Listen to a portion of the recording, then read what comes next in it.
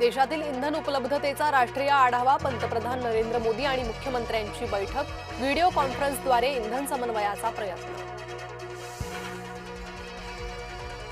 खरातच्या काळ्या कारनाम्याचे अजून खुलासे, खरातच्या ओकस प्रॉपर्टी या कार्यालयाची पुन्हा झाडाझडती, तंत्रमंत्राचा बराच मुद्देमाल एसआयटी कडून जप्त। चाकणकरांच्या विरोधात अंधारे ठोंबरे, नाशिक पोलिसात तपास पथक प्रमुखाला भेटून केली गहन चौकशीची मागणी। आधी चौकशी नंतरच कारवाई, नरहरी झिरवाळ यांच्याबाबत राष्ट्रवादीची भूमिका, झिरवाळ यांच्या बदनामीचा कट असल्याचा पक्षाला संशय। नरहरी झिरवाळ आणि मुख्यमंत्र्यांची भेट, झिरवाळ यांच्या बदनामीचा कट असल्याचा पक्षाला संशय, मुख्यमंत्र्यांकडून पोलीस तक्रार करण्याची सूचना।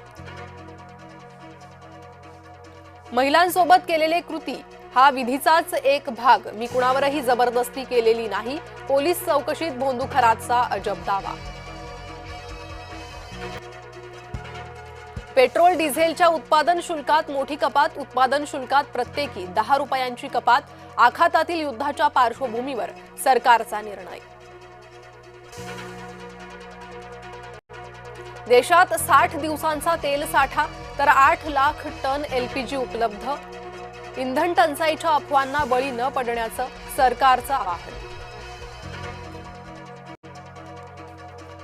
संभाजीनगरमध्ये उबाठाकडून सिलेंडरचा काळा बाजार उघड, अंबादास दानवेंनी पुरवठा अधिकाऱ्यांना धरलं धारेवर, पुरवठा अधिकारी संपूर्ण प्रकारात सहभागी असल्याचा आरोप। हिंगोलीत पेट्रोल पंपावर वाहनधारकांची गर्दी, नागरिकांनी स्वतःच हातात घेतलं नोझल, वाहनात स्वतःच भरलं पेट्रोल डिझेल। उशीर होण्यापूर्वीच गांभीर्य दाखवा, ट्रम्प यांचा इराणला आणीबाणीचा इशारा। अमेरिका, इस्रायल, इराण युद्धामुळे मोठी जीवितहानी, इराणमध्ये आतापर्यंत 1937 बळी, मृतांमध्ये 240 महिला आणि 212 लहान मुलं। इस्रायलकडून इराणमधील तेहरानवर बॉम्ब हल्ले, लढाऊ विमानांनी केलं अनेक ठिकाणांना लक्ष्य, 10 ते 20 मिनिटं सुरू बॉम्ब वर्षाव। डॉलरच्या तुलनेत रुपयाची घसरगुंडी सुरूच, रुपया ऐतिहासिक निच्चांकी पातळीवर, पहिल्यांदाच 94 रुपये प्रति डॉलर पार। महादेवाचा अवतार असल्याचं सांगत बलात्कार, वसईचा स्वयंघोषित धर्मगुरू ऋषिकेश वैद्यवर गुन्हा दाखल, गुंगीचं औषध देऊन अत्याचार केल्याचा दावा, वैद्यनं आरोप फेटाळले।